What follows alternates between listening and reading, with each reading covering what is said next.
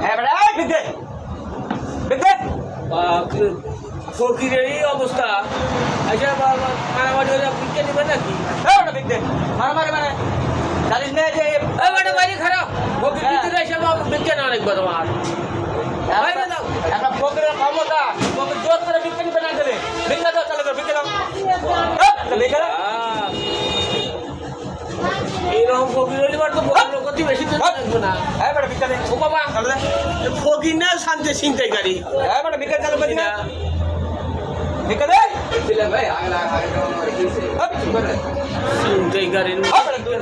বিজ্ঞান লাগছে দুইটাই ভাগ্য দিলাম কপাল ভালো